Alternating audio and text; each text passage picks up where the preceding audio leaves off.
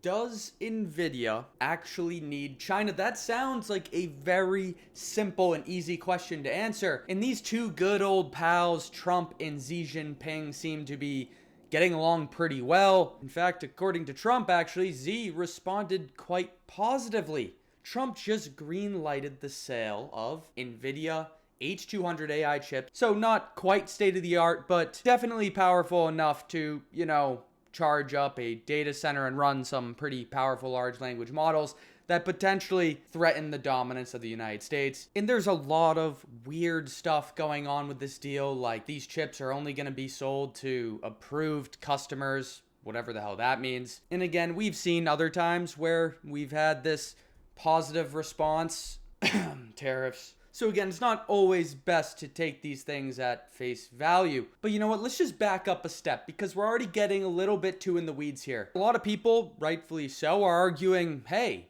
the US is now kind of shifting their strategy from national security, protecting the IP of this sacred technology, this AI tech that Nvidia has. They're shifting gears from security of that technology to trading it away for money, for profit. That's what it looks like on the surface. And that may be true, but before we even think about those things, we need to take one step back. Have you noticed anything really, really weird about the whole AI race between just companies within the United States, your Google, your Nvidia, Meta, OpenAI, Anthropic? All these companies are shoveling as much money as they possibly can, and in OpenAI and Anthropic's case, money that they don't even have, into building out data centers. And if you look, United States has over 4,000 data centers. Now, I want you to take a second and think about this. China, pretty much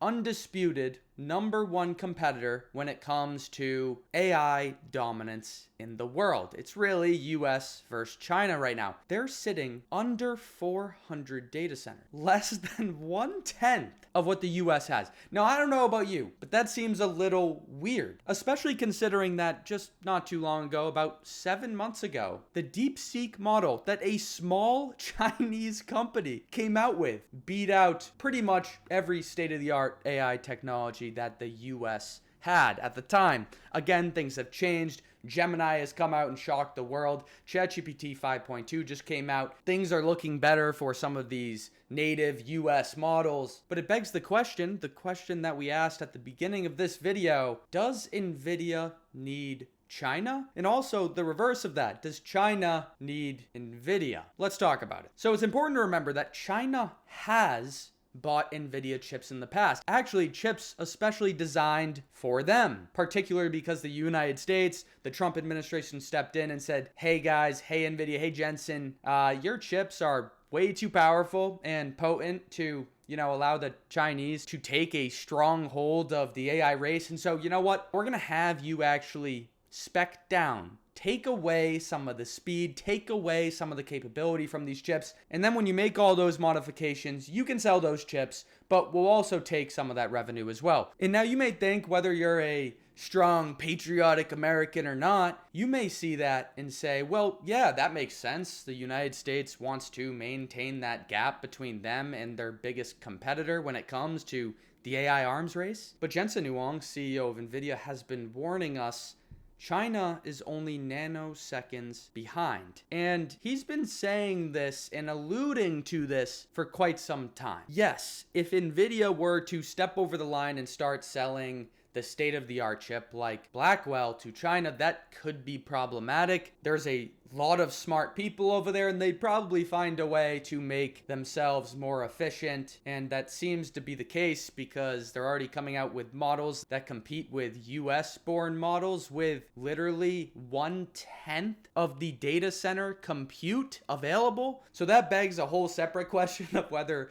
we're overbuilding data centers at this point. But at the end of the day, the point that Jensen's trying to make is it's not necessarily about fear of national security. It could actually take the form of the exact opposite of what you'd think. The thought is that if Nvidia is able to take control of the Chinese market, then Chinese tech companies would have to rely on Nvidia or United States technology to have any shot at competing with your other big US models, your ChatGPT, your Gemini, your Llama, whatever you want. And on top of that, if China becomes extremely reliant on Nvidia's technology, for example, then you have a lot of leverage when it comes to that relationship, when it comes to trade, when it comes to advancing technologies. They're fully reliant on you to make sure they can continue to compete. Now, unfortunately, it actually might be too late for Nvidia to take on the Chinese market because they have a whole lot of things going on over there right now to try to get away from the Nvidia supply chain. Some of the big tech companies over in China, like Alibaba, are working on their own chip to compete with Nvidia's and hence get off sipping that Nvidia Kool-Aid because everybody's sipping right now and it's kind of gross. And then on top of that, obviously, there's always loopholes with this. Like, do you really think the Chinese have zero access to the state-of-the-art technology like Blackwell or the H200? We've seen this 1 million times, right? The United States and Europe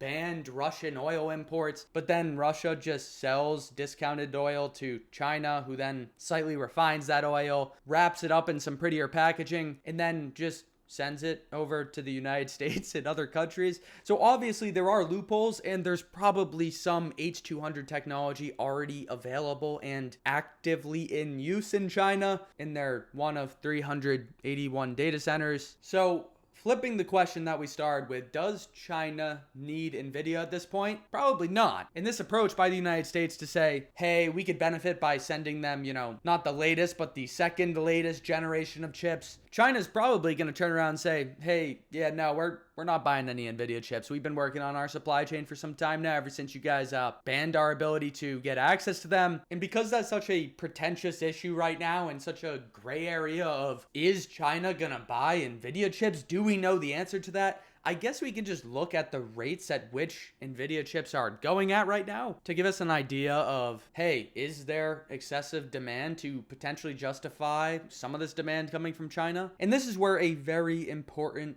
point arises. It's that China, yes, they have 1/10 of the data center compute within their country that the United States does. But China also has access to US-based data centers. And so if we look at the demand and the running rates of GPUs within these US-based data centers, you can see that the demand's still there. I mean, we're looking at a Tesla chip. When that come out? 7 years ago? This chip right here was announced 8 years ago, and they're still renting it out at 55 cents per GPU per hour. That is absolutely absurd. And so this is really what makes the super high level argument that no mathematician on God's green earth could justify OpenAI spending 1.4 trillion and Oracle taking on however many hundreds of billions of dollars of debt they are to expand out their data center capacity. Because if you still have chips, keep in mind, are probably operating at like 1/10,000th the performance of Blackwell, still selling at 55 cents per GPU per hour and working at near full utilization, that's straight up silly. The demand is clearly there, and a lot of that is also probably Chinese demand. It's hard to know for sure just how all of this compute is being allocated, whether it's 90% United States, 10% China, whatever it is. It's just a thought. So now we got to look at, does Nvidia need China? We constantly hear, oh, Nvidia beat and raised. Nvidia beat their earnings. They raised their guidance by 10%. No big deal. A company worth $4.4 trillion, growing at over 20% per quarter and over 60% year over year. It's absolutely absurd. And it doesn't get much more point blank than this. I don't think Jensen Huang is too concerned whether they're going to sell it to China or not. I think deep down he does understand that it might not even be up to Trump when it comes to selling chips to Nvidia, because a lot of the times it comes down to optics. If Trump goes out there and says, hey guys, we're going to sell our latest and greatest AI chip to enable AI superpowers in China, I think most people would just immediately write him off as an idiot. And completely selling off American dominance for the benefit of some dollars. So at the end of the day, it might just be an optics game from Trump, right? That's really his thing. Like, yeah, guys, we're gonna tariff China at like 70%. Nah, you know what? Make that 150%. When these numbers came out, and upon a little further investigation, these numbers were not mathematically justifiable whatsoever. So it was really just a negotiating tactic, right? He has a damn book on negotiating. And that's where the taco trade comes in. Trump always chickens out, like tariffs, like selling to China. Trump likes to come out, put his foot down, and try to get a stranglehold on whatever market he's working with. But eventually he seems to come around. Hey, China, actually, we'll hold out on these really, really tough tariffs. We'll just negotiate over the next year. Hey, China, we'll actually sell you the H200s. I just didn't want to, come across the people like I'm soft and selling out the American soul for some profit. So at the end of the day, it might not even be Trump's decision. To bring this full circle, whether you want to believe that the United States is shifting priorities from national security to trade, or whether the United States should be doing this at all, doesn't really matter, because we have this guy right here, Sam Altman. Remember, OpenAI, headed by Sam Altman, has now committed $1.4 trillion in spending over the coming years. Now, I don't know about you, but at this point today, people throw around billions and trillions like it's a couple dirty pennies that you find on the side of the road. But let's just take one step back. 1.4 trillion. This is a company that loses $10 billion per year. They're set to make something like $25 billion this year. But at the end of the day, as long as these companies continue to make these massive spending commitments, whether the demand is there or not, whether you want to take the Michael Burry approach or the mega bull approach, it doesn't really matter. The data will tell us that with time. But the data that we have right now is that companies are spending a ton of money on data center build out to support their AI infrastructure. That's the nature of the world we live in, and you can't argue against it because we're seeing it firsthand in Nvidia earnings. Literally 90% of their earnings are from data center related sales. A whole separate discussion could be had talking about the 1.4 trillion that OpenAI is spending and how it seems impossibly impossible that a company making zero profit could ever afford that in any distant future on any planet in the solar system, including Earth. And listen, we just dove into that in a ton of detail in this last video here. If you're interested, go check that out because it's absolutely ridiculous. And me personally, as an engineer, I like to see the math sometimes. So when I saw those numbers, it just didn't seem to make much sense to me. Whatever, we talk about that more in that video here. But the truth is, right now, the numbers are there. Nvidia's telling us that, right? $57 billion in revenue in one quarter. And they're projecting $65 billion next quarter. I mean, the growth is absolutely absurd. We're looking at just under 20% growth quarter over quarter for a company worth $4.4 trillion. If Nvidia was a country and its revenue was its GDP, it'd be what, the third largest country on the entire planet. So yeah, what we're talking about, is it a bubble? Maybe, but the numbers right now are justifiable. Nvidia could go the rest of its time without China, and it wouldn't really matter. In fact, Nvidia projections right now aren't even including China. Jensen Huang has made it a specific point to their financial analysts. Hey guys, don't even include China. We have no idea what's going to happen with that market. There's so many regulatory hurdles that we have to get through. And at this point, is China even going to buy chips? Probably not, as people may have been anticipating. So frankly, I don't think Nvidia, the company, cares whether it's making sales to China or not. Obviously, that would be nice if you could add another $5 to $10 billion to this revenue. But Jensen Huang cares. His goal is to make AI technology available everywhere to everybody, to democratize artificial intelligence in whatever form that takes, in whatever industry, in whatever application. The point is, everybody should use AI when they can because it's a very useful technology. He's also probably thinking like, China's only a little behind us anyways. Let's just sell the chips to them. So at least the United States can profit somewhat. Nvidia would be receiving revenue. the United States would be receiving revenue in the form of this agreement right here. They would get 25% of the sale. And remember, the more money that a company like Nvidia has, the more money they can throw at small profitless AI companies, Bitcoin miners turned AI compute data center lenders, and also a lot of bigger companies as well. And hence that investment keeps the US economy afloat, as well as the stock market, because if you subtracted AI spending from the economy that we have right now, then we would be negative GDP growth. In other words, recessionary. So to tie this all together, does China need Nvidia? Probably not right now, because they've been working on their own technology for some time now, since the ban of the Trump administration. But yeah, they definitely access Nvidia technology via the cloud or these third-party routes, like Nvidia selling equipment to one country, that country smuggling it into China in whatever way they're doing it. That's probably happening. Does Nvidia need China? Well, they're making a ridiculous amount of money right now because companies like Sam Altman's OpenAI, they're spending a ridiculous amount of money, 1.4 trillion. That is so silly, on building out AI data center infrastructure, and Nvidia's the kingpin of all that. So Nvidia probably doesn't need China, although it would be nice for their bottom and top line. And so if Nvidia doesn't need China and China doesn't need Nvidia, why would Trump then greenlight the sales of H200s? And this is where I think there's an argument to be had that's a little less obvious. We said it could be a publicity stunt. It could be a way of negotiating, being a hard ass at first and saying, hey, no way, we're selling you our best technology, and then eventually folding down the line. You wanted to see if China would budge, if they would pay, a 20% tax on Nvidia chips, for example, to milk some more money. But it also is possible that Trump knows he needs to do it. If AI spending is holding up the US economy, and that AI spending fails to stop growing at the rate at which we're projecting, then let's be honest, the stock market would instantaneously tank and we'd be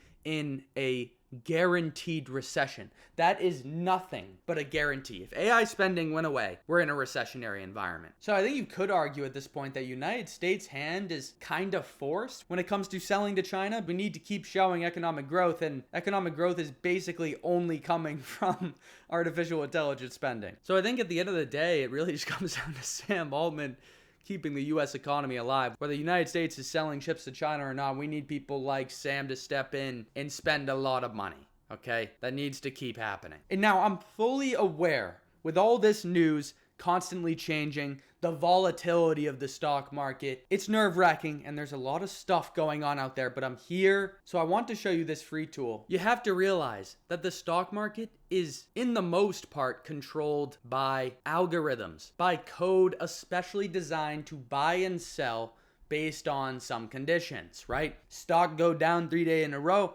I buy, and then I sell 2 days later. Very simple. 70 to 80%. If you want any chance of competing with these people that have 18, 30-inch screens in front of them, running algos, trading the stocks that you are holding and trading, you need to start using data. But I understand it's complicated. So how would you do that? Well, you're going to go onto this platform, and it's free right now. The beta closes this weekend, and you can view the best performing strategies that are happening right now in the market. You don't have to do a thing.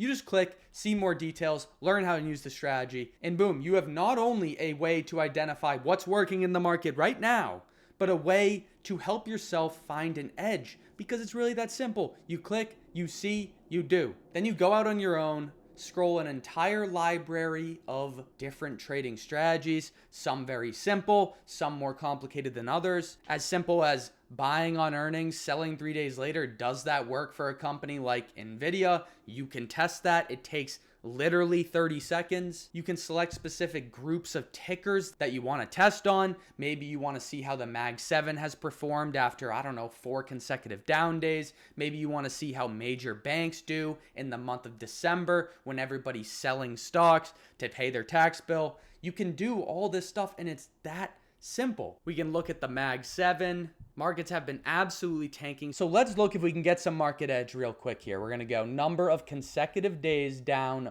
1% or more. 3 days in a row of down 1% or more. It's a rough time. And if you're not quite sure what exactly everything means, you can just look at a few pictures. It's really that easy. So if we run this strategy, we can look do we have edge here? Or did we just perform really well in using the strategy over the past couple years, and in the future it's not looking as promising? And this is where it gets really good, because back testing is cool, but at the end of the day, that's not how you find market edge. And this is where the street and quant traders take advantage of you. Back testing tells you, hey, this worked in the past, but as we all know, historical returns don't guarantee future success. So you know what? We go to the analytics tab, and this is where we find our market edge. So yes, the back test didn't perform well based on the configuration that we had. But in the future, this strategy actually generated a pretty good edge on the market. And you can look at what tickers were carrying this strategy the most, how often they happened, what kind of edge you're looking at, does it perform best in a bull or bear market? There's so much edge to be had, and it's so easy because you don't have to do the math. You don't have to go to school for statistics or get your PhD in mathematics. You come on here, it's all done for you in a matter of 60 seconds, and it's free. You can look at what all the other people are doing as well. So I encourage you to click the link in the description if you're interested. Other than that, I hope this video helps. That's gonna be it for me, so best of luck out there. See you in the next one. Bye-bye now. Bye-bye.